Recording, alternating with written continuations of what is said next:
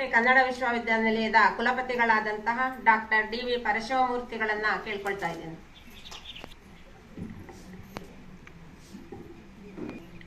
ಪರಮ ಪೂಜ್ಯ ಡಾಕ್ಟರ್ ಶಿವಾನಂದ ಶಿವಾಚಾರ್ಯ ಮಹಾಸ್ವಾಮೀಜಿಗಳ ಪಾದಾರವಿಂದಗಳಿಗೆ ನಮಸ್ಕರಿಸುತ್ತಾ ನನ್ನ ಮಾತುಗಳನ್ನು ಪ್ರಾರಂಭ ಮಾಡ್ತೇನೆ. ಅಖಿಲ ಭಾರತ ವೀರಶೈವ ಲಿಂಗಾಯತ ಮಹಾಸಭಾ ಜಿಲ್ಲಾ ಘಟಕದ ವತಿಯಿಂದ ಇವತ್ತಿನ ದಿವಸ ಈ ಸುಂದರವಾದಂಥ ಒಂದು ಪರಿಸರದಲ್ಲಿ ಮುಂಜಾನೆಯಿಂದ ಇಳಿವತ್ತಿನವರೆಗೆ ಧಾರ್ಮಿಕ ಶಿಬಿರದಲ್ಲಿ ನೀವೆಲ್ಲ ಪಾಲ್ಗೊಂಡಿದ್ದೀರಿ. ಇದಕ್ಕಾಗಿ ನಾನು ನಿಮಗೆ ಮೊಟ್ಟ ಮೊದಲಿಗೆ ಹೃತ್ಪೂರ್ವಕವಾದಂಥ ಅಭಿನಂದನೆಗಳನ್ನು ತಿಳಿಸ್ತೇನೆ. ಈ ಸಮಾರೋಪ ಸಮಾರಂಭದ ವೇದಿಕೆಯ ಮೇಲಿರುವ ಅಖಿಲ ಭಾರತ ವೀರಶೈವ ಲಿಂಗಾಯತ ಮಹಾಸಭಾದ ಜಿಲ್ಲಾ ಘಟಕದ ಅಧ್ಯಕ್ಷರಾದಂಥ ತುಮಕೂರಿನ ಜನಪ್ರಿಯ ವೈದ್ಯರು ಸಮಾಜ ಸೇವಕರು ಆದಂಥ ಡಾಕ್ಟರ್ ಎಸ್ ಪರಮೇಶ್ ಅವರೇ, ಇದೀಗ ತಾನೇ ಕಳೆದ ಗೋಷ್ಠಿಯಲ್ಲಿ ತಮ್ಮ ಸಂಪ್ರಬಂಧಗಳನ್ನು ಮಂಡಿಸಿದ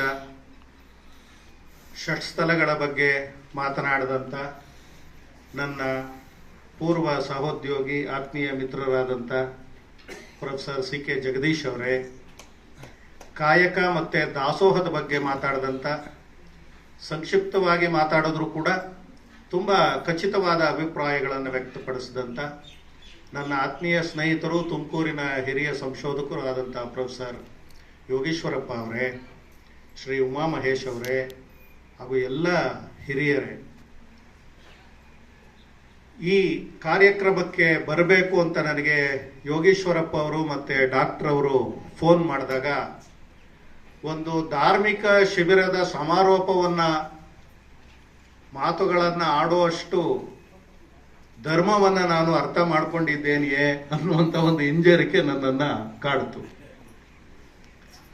ನಾನು ವಚನಗಳ ವಿದ್ಯಾರ್ಥಿ, ವೀರಶೈವ ಸಾಹಿತ್ಯದ ವಿದ್ಯಾರ್ಥಿ, ಹಾಗೆ ಕನ್ನಡ ಪ್ರಾಚೀನ ಸಾಹಿತ್ಯದ ವಿದ್ಯಾರ್ಥಿಯೂ ಕೂಡ.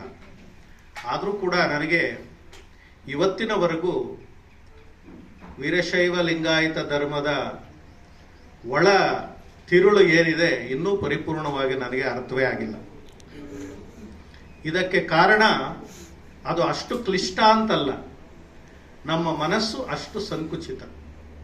ಅದನ್ನು ಸ್ವೀಕರಿಸುವಷ್ಟು ವಿಶಾಲ ಹೃದಯ ನಮ್ಮಲ್ಲಿ ಇಲ್ಲ ಅನ್ನೋದನ್ನು ನಾನು ನಿರ್ಭೀಡೆಯಿಂದ ಹೇಳೋದಕ್ಕೆ ನಾನು ಇಷ್ಟಪಡ್ತೇನೆ.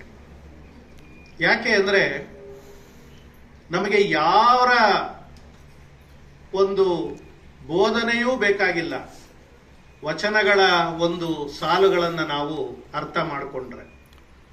ಆದರೆ ಇವತ್ತಿನ ಪರಿಸ್ಥಿತಿಯಲ್ಲಿ ನಾವು ಏನು ಮಾಡ್ತಾ ಇದ್ದೀವಿ ಅನ್ನೋದನ್ನ ಆತ್ಮಾವಲೋಕನ ಮಾಡ್ಕೊಂಡು ನೋಡಿದಾಗ ನಾವು ನಿಜವಾಗಲೂ ವೀರಶೈವ ಲಿಂಗಾಯತ ಧರ್ಮದ ಅನುಯಾಯಿಗಳಾಗಿದ್ದೇವೆಯೇ ಅನ್ನುವಂಥ ಪ್ರಶ್ನೆಯನ್ನು ನಾವೇ ಮನಸ್ಸಲ್ಲಿ ಹಾಕ್ಕೊಳ್ಳುವಂಥ ಒಂದು ದುಸ್ಥಿತಿ ಇವತ್ತು ಬಂದು ಒದಗಿದೆ.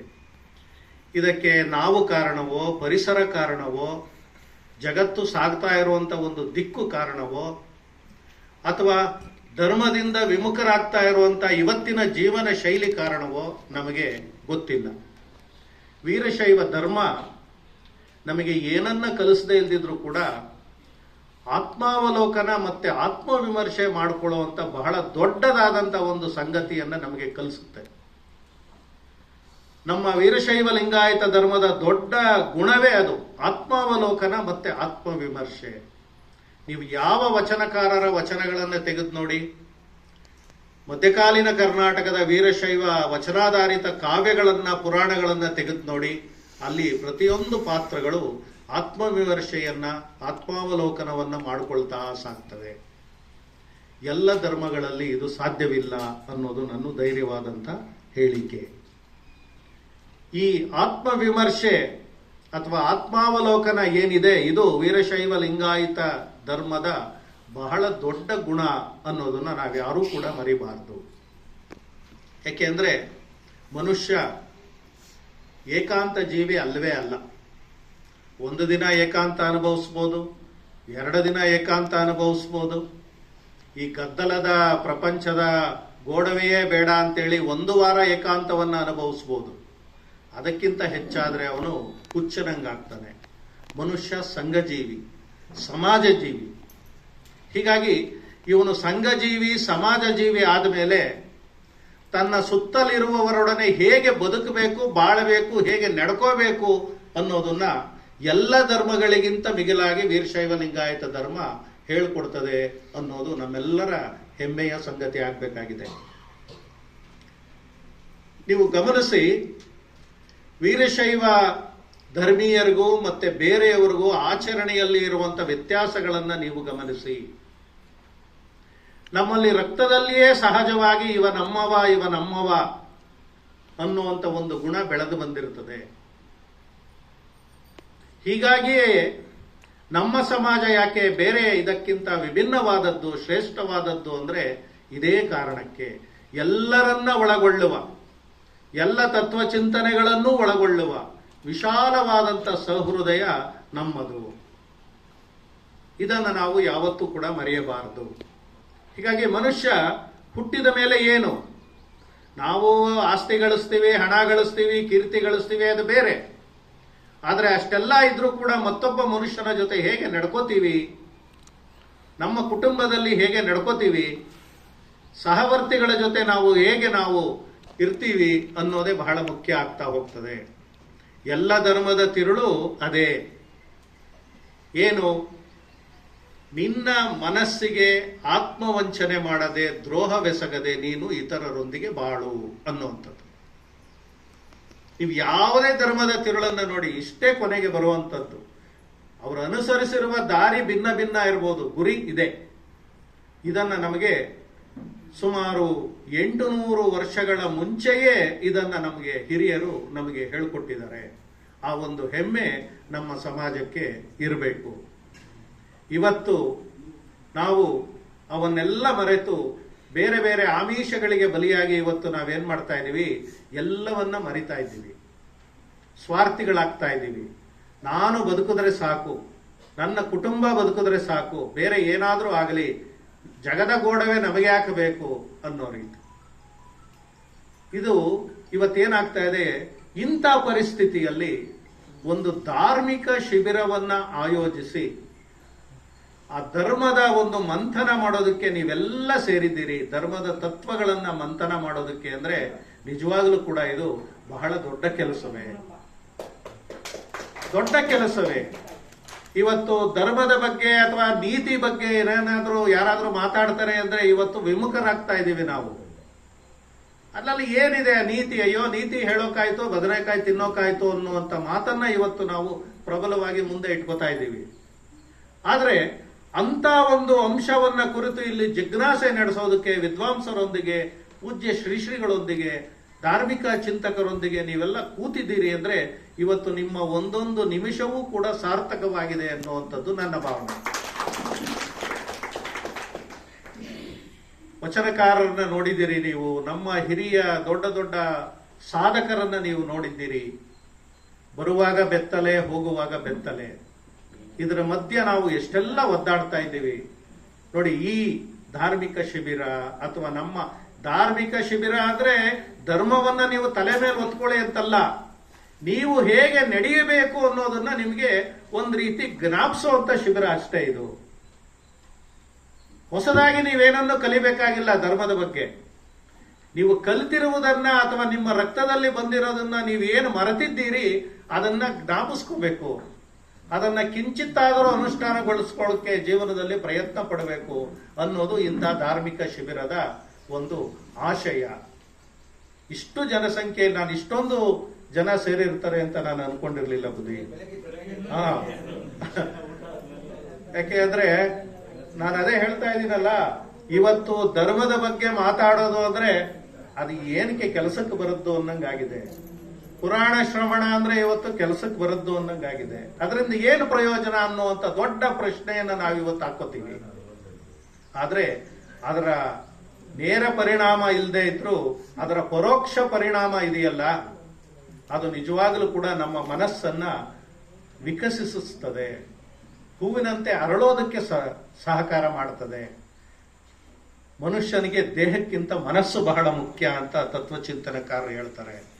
ಮನಸ್ಸು ನಮ್ಮದು ಚೆನ್ನಾಗಿದ್ರೆ ದೇಹವೂ ಚೆನ್ನಾಗಿರ್ತದೆ, ಬದುಕು ಚೆನ್ನಾಗಿರ್ತದೆ, ದೇಶವೂ ಚೆನ್ನಾಗಿರ್ತದೆ ಅಂತ ಹೇಳಿ. ಹೀಗಾಗಿ ಇಂಥ ಒಂದು ನಮ್ಮನ್ನು ನಾವು ವಿಮರ್ಶಿಸಿಕೊಂಡು ಮರೆತಿರುವುದನ್ನ ಜ್ಞಾಪಿಸಿಕೊಂಡು ನಮ್ಮ ಮುಂದಿನ ಜೀವನದಲ್ಲಿ ಅದನ್ನು ಅಳವಡಿಸಿಕೊಂಡು ಸಾರ್ಥಕ ಬದುಕು ಅಂದ್ರೆ ಏನು, ಸತ್ಯ ಶುದ್ಧ ಕಾಯಕ. ಯೋಗೀಶ್ವರಪ್ಪನವ್ರು ಹೇಳಿದ್ರು ಕಾಯಕ ಅಂದ್ರೆ ಏನು. ಅವರೊಂದು ಮಾತು ಹೇಳಿದ್ರು, ಕಾಯಕ ಅಂದ್ರೆ ಧರ್ಮದ ಹಿನ್ನೆಲೆ ಅಂತ ಅಲ್ಲ. ಕಾಯಕ ಅಂದ್ರೆ ನಾವು ಯಾವುದೇ ಕೆಲಸವನ್ನ ಮಾಡಿದ್ರು ಒಂದು ರೀತಿ ಸಾರ್ಥಕ ಭಾವದಿಂದ ಮಾಡುವಂಥದ್ದು, ನಿಷ್ಠೆಯಿಂದ ಮಾಡುವಂಥದ್ದು. ಆ ಕಾಯಕದಲ್ಲಿ ಮೇಲು ಕೀಳು ಅನ್ನೋದಿಲ್ಲ. ಯಾಕೆಂದ್ರೆ ಆ ಕಾಲಕ್ಕೆ ನಮ್ಮ ಸಮಾಜ ಕಾಯಕಾಧಾರಿತ ವಿಂಗಡಣೆಯನ್ನ ಹೊಂದಿತ್ತು. ಕಾಯಕ ಅಷ್ಟು ಅಗತ್ಯ ಇತ್ತು. ಒಂದು ಪಟ್ಟಣವನ್ನ ಕಟ್ತಾ ಇದ್ದಾನೆ ಒಬ್ಬ ಅರಸ ಅಂದ್ರೆ ಅನೇಕ ಕಾಯಕ ಜೀವಿಗಳನ್ನ ಬೇರೆ ಬೇರೆ ಕೇರಿಗಳನ್ನೇ ನಿರ್ಮಿಸಿ ಕೊಡ್ತಾ ಇದ್ದ ಅವ್ರಿಗೆ. ಹೀಗಾಗಿ ಆ ಕಾಯಕ ವ್ಯವಸ್ಥೆಯೇ ಮುಂದೆ ಜಾತಿ ವ್ಯವಸ್ಥೆಗೆ ದಾರಿಯಾಗಿ ಮುಂದೆ ಬೆಳೀತಾ ಹೋಯ್ತು. ಅದನ್ನ ಎಷ್ಟು ಧಿಕ್ಕರಿಸಿದ್ರು ಕೂಡ ಯಾಕೋ ಅದನ್ನ ಮೀರೋದಕ್ಕೆ ಆಗಲಿಲ್ಲ. ವೃತ್ತಿಯೇ ಒಂದು ರೀತಿ ಜಾತಿಗಳ ಒಂದು ನಾಮಫಲಕ ಆಗಿ ಮುಂದೆ ಸಮಾಜದಲ್ಲಿ ಬದಲಾವಣೆ ಆಗೋಯ್ತು. ಅದನ್ನು ಅಳಿಸ್ಬೇಕು ಅಂತ ನಮ್ಮ ಶರಣರು ಎಷ್ಟು ಪ್ರಯತ್ನ ಪಟ್ಟರು. ಆ ಕಾಯಕವನ್ನೇ ದೈವ ಸಮಾನವಾಗಿ ಪರಿವರ್ತಿಸಿದ್ರು. ಯಾವ ಕಾಯಕವೂ ಕೀಳಲ್ಲ ಅಂತ ತೋರಿಸ್ಕೊಟ್ರು. ಆದ್ರೂ ಕೂಡ ಯಾಕೋ ಹಾಗಾಗೋಯ್ತು. ಅಲ್ಲೇ ನಾವು ವಿಫಲವನ್ನ ಕಂಡಿರೋದು. ಹೀಗಾಗಿ ಇವತ್ತು ಬೇರೆ ಬೇರೆ ಬೇರೆ ಬೇರೆ ವಿಚಾರಗಳಲ್ಲಿ ಛಿದ್ರ ಆಗ್ತಾ ಇರುವಂತ ನಮ್ಮ ಸಮಾಜ ಈ ರೀತಿಯ ಧಾರ್ಮಿಕ ಶಿಬಿರ ಅಥವಾ ಬೇರೆ ಬೇರೆ ಚಿಂತನೆಗಳ ಮೂಲಕ ನಾವೆಲ್ಲ ಒಗ್ಗಟ್ಟಾಗಿ ನಮ್ಮ ಸಮಾಜವನ್ನ, ನಮ್ಮ ಬದುಕನ್ನ ಹಸನುಗೊಳಿಸುವ ಹಾಗೆ ಮಾಡೋಣ ಅಂತ ಹೇಳ್ತಾ ನಾನು ಮತ್ತೊಮ್ಮೆ ಇಂಥ ಧಾರ್ಮಿಕ ಶಿಬಿರಕ್ಕೆ ಸಮಾರೋಪಕ್ಕೋಸ್ಕರ ನನ್ನನ್ನು ಕರೆದು ಈ ಅಲ್ಪನಿಂದ 2 ಮಾತಾಡಿಸಿದ್ದಕ್ಕೋಸ್ಕರ ನಾನು ಎಲ್ಲ ಸಂಘಟಕರಿಗೂ ಪೂಜ್ಯ ಶ್ರೀಗಳಿಗೂ ನಾನು ಹೃತ್ಪೂರ್ವಕವಾದಂಥ ವಂದನೆಗಳನ್ನು ನಾನು ಸಲ್ಲಿಸ್ತೇನೆ. ಸ್ನೇಹಿತರೆ, ಎಲ್ರಿಗೂ ಗೊತ್ತು, ನಿಮಗೆ ಈ ವೀರಶೈವ ಧರ್ಮ ಅನ್ನುವಂಥದ್ದು ಅದು ಕೇವಲ ಒಂದು ಧರ್ಮವಾಗಿಯೇ ಮಾತ್ರ ಉಳಿಲಿಲ್ಲ. ಅದು ಧರ್ಮ ಅಂದ್ರೆ ಒಂದು ಮನುಷ್ಯನ ನಡವಳಿಕೆ ಅನ್ನೋದು ಬಹಳ ಸರಳವಾದಂಥ ಒಂದು ಚಿಂತನೆ. ವೀರಶೈವ ಧರ್ಮ ಇಡೀ ಕರ್ನಾಟಕದಲ್ಲಿ ಸಾಮಾಜಿಕ ಕ್ರಾಂತಿ ಮಾಡ್ತು ಅಂತ ಎಲ್ಲರೂ ಹೇಳ್ತಾರೆ. ಅದನ್ನ ಯಾರೂ ಕೂಡ ಅಲ್ಲಗಳೆಯೋಕ್ಕಾಗೋದಿಲ್ಲ. ಸಾಮಾಜಿಕ ಕ್ರಾಂತಿಯ ಜೊತೆಗೆ ಬಹಳ ದೊಡ್ಡ ಆರ್ಥಿಕ ಕ್ರಾಂತಿಯನ್ನು ಕೂಡ ಮಾಡಿತು. ನಾನು ಆಗಲೇ ಹೇಳಿದಾಗೆ ಕುಲಕಸುಬುಗಳನ್ನ ನಂಬಿ ಜೀವನವನ್ನ ನಡೆಸ್ತಾ ಇದ್ದಂತ ತಳ ಸಮುದಾಯಗಳಿಗೆ ಒಂದು ಆತ್ಮಸ್ಥೈರ್ಯವನ್ನ ತಂದುಕೊಟ್ಟಿದ್ದು ನಮ್ಮ ಶರಣರು, ನಮ್ಮ ಧರ್ಮ. ಅವರನ್ನೂ ಒಳಗು ಮಾಡಿಕೊಳ್ಳುವ ಮೂಲಕ ಅವರಲ್ಲೂ ಆತ್ಮವಿಮರ್ಶೆ, ಆತ್ಮವಿಶ್ವಾಸವನ್ನ ಹೆಚ್ಚಿಸಿ ನಾನು ಯಾರಿಗಿಂತ ಏನು ಕಡಿಮೆ ಇಲ್ಲ, ನನ್ನ ಕಸುಬು ಹೊಟ್ಟೆಪಾಡಿನದಷ್ಟೇ, ಅದು ಕೀಳಲ್ಲ ಅನ್ನುವಂಥ ಒಂದು ಅಭಿಪ್ರಾಯವನ್ನ ಅವರಲ್ಲಿ ಮೂಡಿಸಿ ಒಂದು ರೀತಿ ಆರ್ಥಿಕ ಚೇತನಕ್ಕೆ, ಒಂದು ರೀತಿ ಆರ್ಥಿಕ ಕ್ರಾಂತಿಗೆ ವಚನಕಾರರು ಒಂದು ದೊಡ್ಡ ಮುನ್ನುಡಿಯನ್ನ ಹಾಕಿಕೊಟ್ರು. ವಚನಕಾರರ ಮತ್ತೊಂದು ಸಾಧನೆ, ಕೃಷಿಯನ್ನ ಅವರು ಹೀಗಳಿಲಿಲ್ಲ, ಕೃಷಿಗೆ ಹೆಚ್ಚು ಪ್ರಾಧಾನ್ಯತೆಯನ್ನ ಕೊಡ್ತಾ ಹೋದ್ರು. ಇದನ್ನ ನಾವು ಮರಿಬಾರದು. ಜೊತೆಗೆ ಬಹಳ ದೊಡ್ಡದು, ಏನು ಪೂರ್ವ ಕಾಲದಿಂದ ಬೇರೆ ಬೇರೆ ಬೇರೆ ಬೇರೆ ಕಾರಣಗಳಲ್ಲಿ ಭಗವಂತ ಮತ್ತೆ ಭಕ್ತನ ನಡುವಿದ್ದಂತ ಒಂದು ದೊಡ್ಡ ಕಂದರವನ್ನ ಮುಚ್ಚಿದ್ದು ನಮ್ಮ ವೀರಶೈವ ಧರ್ಮ ಅನ್ನೋದು ನಮ್ಮೆಲ್ಲರ ಹೆಮ್ಮೆ ಆಗಬೇಕು.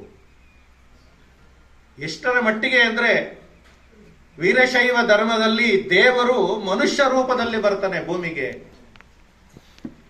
ಹಿಂದಿನ ಧರ್ಮಗಳನ್ನು ನೋಡಿ ಅವನು ದೇವರನ್ನ ಅರಸಿ ತಪಸ್ಸು ಮಾಡಬೇಕಾಗಿತ್ತು, ಅವನು ಆಮೇಲೆ ಭಗವಂತ ಅವನನ್ನು ಮೇಲಕ್ಕೆ ಕರೆಸ್ಕೊತಾ ಇದ್ದ. ಆದ್ರೆ ಇಲ್ಲಿ ಭಕ್ತನನ್ನ ನಂಬಿ ಕರೆದರೆ ಭಕ್ತನು ಓ ಎನ್ನನೆ ಅವನೇ ಬರ್ತಾ ಇದ್ದ. ಹರಿಹರನ ನೀವು ಆ ಸಾಹಿತ್ಯವನ್ನ ಗಮನಿಸಿ, ಎಷ್ಟು ರೂಪದಲ್ಲಿ ಶಿವ ಬರ್ತಾನೆ, ಭಕ್ತನನ್ನ ಪರೀಕ್ಷಿಸ್ತಾನೆ, ಭಕ್ತನ ಒಂದು ಮಹತ್ವವನ್ನು ಸಮಾಜಕ್ಕೆ ತಿಳಿಸ್ತಾನೆ, ಆ ಭಕ್ತನನ್ನ ಸ್ವರ್ಗಕ್ಕೆ ಕರೆದೊಯ್ತಾನೆ. ಹೀಗಾಗಿ ಭಕ್ತ ಮತ್ತೆ ದೇವರ ನಡುವಿನ ಒಂದು ದೊಡ್ಡ ಒಂದು ಕಂದರ ಏನಿತ್ತು, ಮಡಿಮೈಲಿಗೆ ಏನಿತ್ತು, ಅದನ್ನ ಸಂಪೂರ್ಣವಾಗಿ ತೊಡೆದು ಹಾಕಿದ್ದು ನಮ್ಮ ವೀರಶೈವ ಧರ್ಮ ಅನ್ನೋದನ್ನ ನಾವು ಮರಿಬಾರದು. ಒಂದೇ ದಿಕ್ಕಿನೆಡೆಗೆ ಸಾಗ್ತಾ ಇದ್ದಂತ ಸಾಹಿತ್ಯ ರಚನೆಯನ್ನ ಅನೇಕ ದಿಕ್ಕುಗಳಿಗೆ ಹರಿಸಿ ಹೊಸ ಹೊಸ ವಿಷಯಗಳನ್ನು ಆಧರಿಸುವ ಹಾಗೆ ಮಾಡಿದಂತ, ಹೊಸ ಛಂದಸ್ಸುಗಳನ್ನು ಆಧರಿಸಿ ಕಾವ್ಯವನ್ನ ರಚಿಸಿದಂತ ಒಂದು ದೊಡ್ಡ ಸ್ಫೂರ್ತಿ ಶರಣ ಸಾಹಿತ್ಯದಿಂದ ಮಧ್ಯಕಾಲೀನ ಕನ್ನಡ ಸಾಹಿತ್ಯಕ್ಕೆ ಸಿಕ್ತು.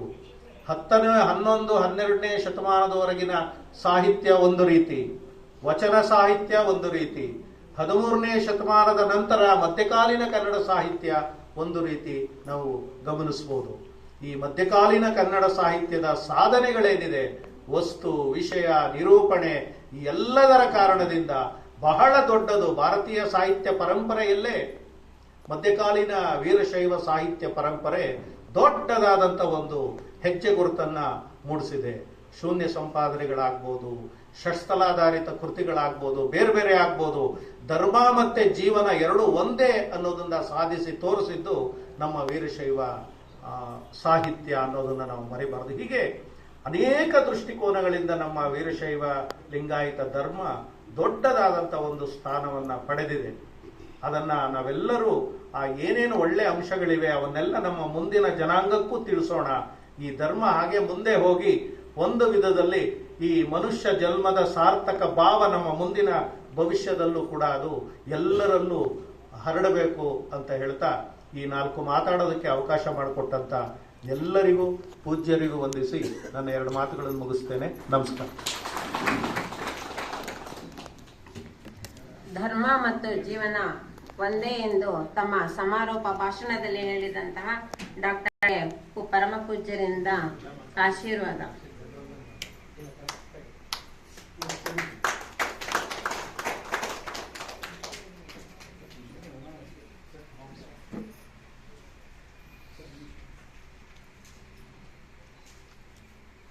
Doctor,